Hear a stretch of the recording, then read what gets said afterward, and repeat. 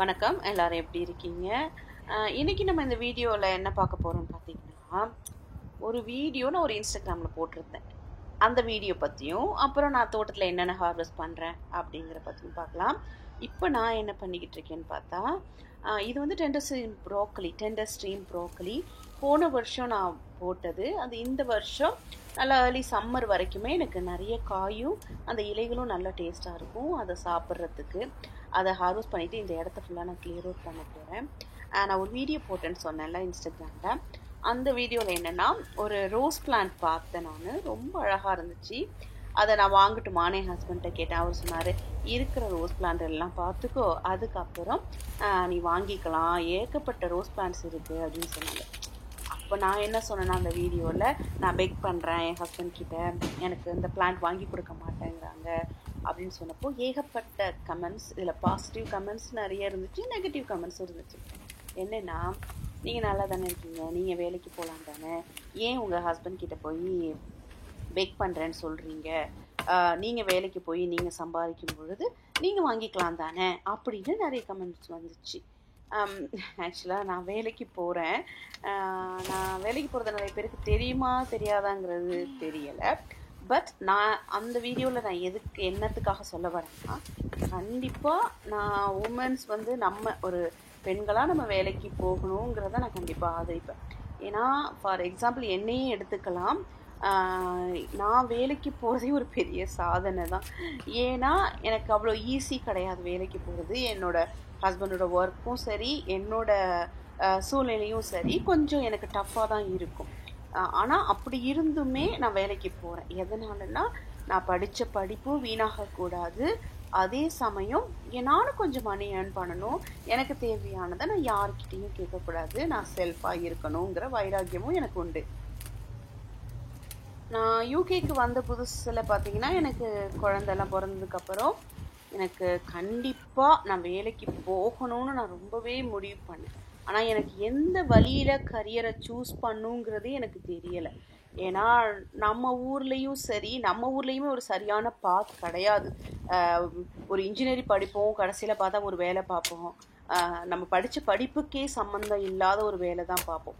ஆனால் இங்கே உள்ள ஸ்கூல்லலாம் ஒரு சின்ன வயசுலேருந்தே அவங்க ஒரு கரியர் பாத்தை செலக்ட் பண்ணிட்டாங்கன்னா கரெக்டாக டைரக்ட் பண்ணுவாங்க. அவங்களுக்கு இங்கே உள்ளவங்க பாதி பேருக்கு டிகிரி எடுக்கணுன்னே அவசியம் கிடையாது. 10th முடித்தோடனே அவ்வளோ அழகாக அவங்க கரியரை பில்ட் பண்ணி கொண்டுட்டு போயிடுவாங்க.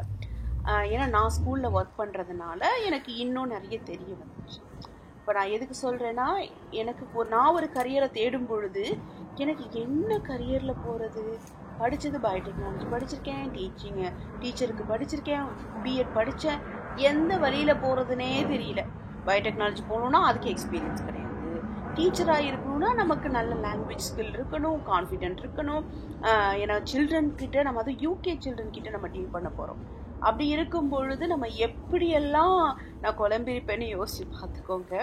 அப்படி இருந்து நானே ஸ்டெப் பை ஸ்டெப்பாக தான், ஏன்னா எனக்கு ஊரில் ப்ரீவியஸ் எக்ஸ்பீரியன்ஸ் கிடையாது, எந்த ஒரு வேலைக்கு போயும் எக்ஸ்பீரியன்ஸ் கிடையாது. ஏன்னா ஒரு டீச்சராக ஒரு 6 months போயிருப்பேன், அவ்வளோதானே தவிர மற்றபடி ஒரு எக்ஸ்பீரியன்ஸ் கிடையாது. அந்த எக்ஸ்பீரியன்ஸை வச்சு இங்கே எந்த வேலையும் எடுக்க முடியாது. அதாவது எதுக்கு சொல்ல வரேன்னா, அவங்க சொன்னாங்க, நீங்கள் தான் அவங்க காலை நிற்கணும் அப்படின்னு சொல்லியிருந்தாங்க. அதாவது ஒரு பிளான்ட்ஸு வாங்கினா ஓகே, ஆனால் 10 பிளான்ட் வாங்கினா என்ன பண்ணுறது? என் வீட்டுக்காரர் என்ன தான் பண்ணுவார்? எனக்கு பிளான்ட்ஸ் மேலே ஒரு அலாதியான பிரியம். அதுவே எனக்கு ஒரு அடிக்ஷன் மாதிரியே ஆயிடுச்சு. இப்போல்லாம் நான் கார்டன் சென்டர் போகிறதே நிறுத்திட்டேன். ஏன்னா என் கை சும்மா இருக்க மாட்டேங்குது. வீட்டில் இடமே இல்லை, எவ்வளோ பிளான்ட்ஸ் தான் வாங்கி வைக்கிறது? அந்த அளவுக்கு பிளான்ஸாக போய் இப்போ எல்லா பிளான்ஸும் வாங்குறதையும் நிறுத்திட்டேன். அப்புறம் என்னங்க, இப்போ நான் என்ன வேலை பார்த்துட்ருக்கேன்னு பார்த்துக்கணும்னு வச்சுக்கோங்க. நம்ம பார்ட்ஸ்லாம் ரெடி பண்ணுறோம். எதுக்கு? ஆனுவல் பிளான்ஸ் வாங்கிட்டு இந்த மாதிரி ஹேங்கிங் பேஸ்கெட்டில் போடுறதுக்கு. க்ளீன் பண்ணும்போது தான் பார்த்தா ஒரு சின்னோண்டு பேஸ்கெட்டு, அதுக்குள்ள அவ்வளவு புழு. இதை லாவான்னு சொல்லுவாங்க, ஆனால் எனக்கு வந்து இதை பார்த்தா ஒரு பீட்டல் மாதிரி இருக்குது. ஆனால் இது எதோட லாவா என்னன்னு எனக்கு தெரியலை. ஆனால் ஃபுல் அண்ட் ஃபுல் புழு. ஒரு சின்ன பேஸ்கெட்டே ஒரு 100க்கு மேலே இருக்கும். நான் ஆரம்பத்தில் நினச்சேன் சரி 1-2 தான் இருக்குது, எடுத்து தூக்கி போட்டுருவோம் அப்படின்னு நினச்சி ஒவ்வொன்றா எடுத்து பார்த்தா அதுக்குள்ளே அப்படியே வந்துக்கிட்டே இருக்குது. அப்போ நான் இங்கே லோக்கல் கார்டனிங் குரூப்பில் கேட்டேன் இது என்னவா இருக்கும். சில பேர்லாம் சொன்னாங்க இது அழிஞ்சிக்கிட்டு வர ஒரு பூச்சி வகை, இதை ஒன்றும் பண்ணாத, எடுத்து வை, இல்லை காட்டில் போய் போட்டுடு, அது வந்து பிளான்ட்ஸுக்கு ஒன்றும் பாதிக்காதுன்னு சொன்னாங்க. சில பேர் சொன்னாங்க இது வேறு எல்லாமே அப்படியே அழுக வச்சிரும், அதனால் இதை வந்து கம்ப்ளீட்டாக டெஸ்ட்ராய் பண்ணிடுங்க அப்படின்னு சொன்னாங்க. நான் இதை வச்சுக்கலாமா வச்சுக்கக்கூடாதுன்னு எனக்கே இப்போ குழம்பி போய் என்ன பண்ணேன்னு பார்த்தீங்கன்னா அதை ஒரு ஸ்பேடு எடுத்து அப்படியே எல்லாத்தையும் கலெக்ட் பண்ணி நான் வச்சுருக்கேன். ஒரு சின்ன ட்ரேயில் வச்சேன். எதுக்கு வச்சேன்னா ஏதாவது தப்பிச்சு போனால் போய்கிட்டோம், அப்படி இல்லைன்னா நிறைய பறவை வரும் காலை மாதிரியே சாப்பிட்றதுக்கு, அதுக்கு அது சாப்பிட்டுக்கிட்டு போகட்டும் அப்படின்னு சொல்லி வச்சுட்டு அவ்வளோதாங்க. இன்றைக்கி கார்டனிங் இதோட தொடர்ச்சி இன்னும் இருக்குது. இது இவ்வளோ சீக்கிரம் முடியாது என்னோட கார்டனிங்.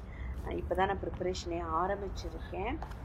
அதே மாதிரி தான் நம்ம வேலை எடுக்கிறது, நம்ம கான்ஃபிடென்ட்டை இம்ப்ரூவ் பண்ணுறதுக்கு இருக்கணும். அதே சமயம் நம்ம ஒர்க் பேலன்ஸ் வேணுங்கிறதையும் நான் என்னோடய அனுபவத்தில் கற்றுக்கிட்டேன். ஏன்னா வேலைன்னு போயிட்டு இருக்கும்போது கிட்ஸை நம்ம கவனிக்க முடியாமலும் போயிடும்.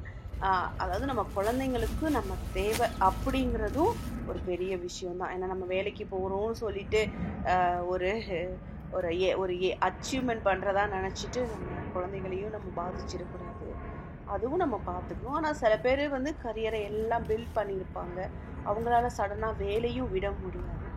அதனால் எல்லாத்தையும் பேலன்ஸ் பண்ணி ஒரு வேலை எடுத்து நம்ம ஒவ்வொரு நாளும் வேலைக்கு போகிறதே பெரிய சாதனையான விஷயம்தான். சரிங்க, நான் உங்களை இன்னொரு சூப்பரான கார்டனிங் வீடியோவில் பார்க்குறேன். நம்ம கார்டனிங் இன்னும் தொடரும். Thanks for supporting my videos. நிறைய கமெண்ட்ஸில் வந்துக்கிட்டே இருக்குது. இன்னும் நம்ம வீடியோ பாருங்கள். அதே மாதிரி நான் இன்ஸ்டாகிராமில் நிறைய வீடியோ அப்லோட் பண்ணிக்கிட்டு இருக்கேன். நீங்கள் என்னோடய இன்ஸ்டாகிராம் ஃபாலோ பண்ணீங்கன்னா என்னோடய இன்ஸ்டாகிராமை வந்து ஃபாலோ பண்ணுங்கள். அதுவும் இதே பேர் தான், இங்கிலாந்து தமிழச்சி. தேங்க்ஸ் ஃபார் வாட்சிங்.